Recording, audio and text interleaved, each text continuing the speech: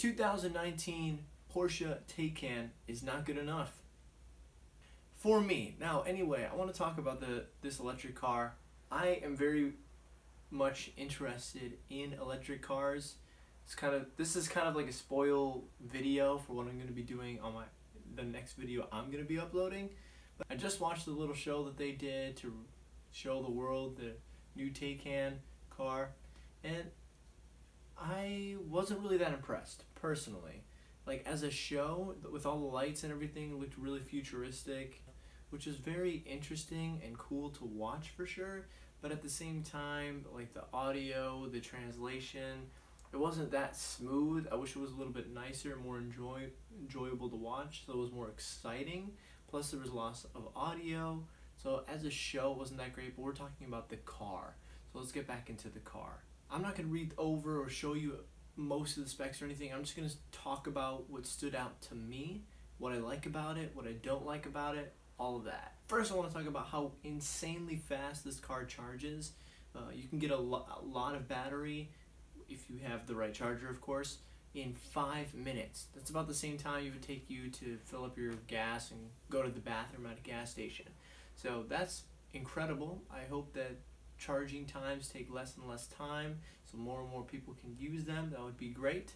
So 5 minutes, that's incredible. That's, to my knowledge, that's unmatched, so kudos for them. It's also got a pretty decent size range. I'd say anything over 200 miles is pretty good for an electric car, and this one has well over 200 miles on average, so that's great as well. The other thing is this car is just sexy. Overall, it is a Porsche, and you can visually see that.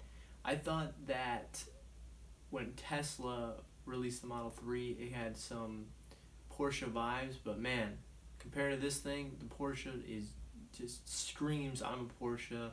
Really sexy all around the car. There's not one part of the car, looking at it from the outside looking in, that's not good. It just looks good. It looks like a Porsche, sexy, fast, modern.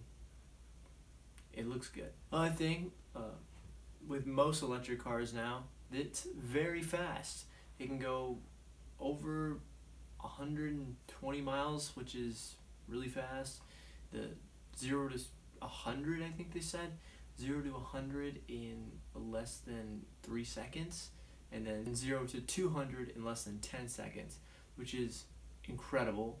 That's way too fast for me, because I've taken a ride in a Tesla Model 3 before, and I went 0 to 50, and my head went yeet. So I can only imagine what going 0 to 100 feels like in 10 seconds. I'm probably like kind of like if you've ever been on one of those gravity rides in like a fair or something. Like, I feel like I would get stuck to the seat. Something else I really like about this car is the frunk, the trunk, and what's in the trunk is the little transmission thing. I don't really know how to explain it, but if you're a car guy, you're gonna like this feature, so that's cool for you. Let's talk about the interior. The interior looks pretty snazzy, pretty fancy. From what I've been told, classic Porsche kind of setup. It's got some fancy in the interior. There's a lot of stuff to look at, a lot of buttons to press, a lot of knobs, a lot of wood, kind of antique looking in some areas of the interior, which I'm personally not a fan of. I prefer something much more minimal like the Model 3, because you kind of have more room in the car that way, and it's a lot of clutter, which I'm not a fan of. But if you're into that and you want the buttons and knobs and all of that, a classic Porsche kind of vibe, this has that. Also with the interior, I'm not sure if you can get a vegan interior. They said they have leather-free options, but I'm not sure if that's the exact same thing as, a vegan interior. So I'll have to look into that, and PETA would probably know, but I don't know off the top of my head. So this car is $150,000, which is a lot of money.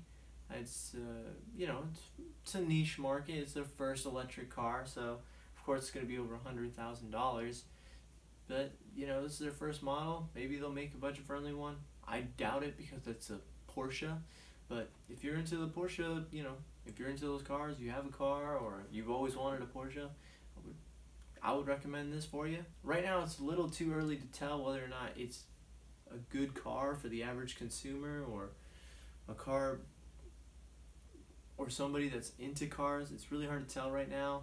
It's too early. Nobody has one. So as soon as we get people rolling on the roads with them, we'll have more information and we can recommend it or not. Who knows? Overall, with the Porsche Taycan, I'm glad it exists.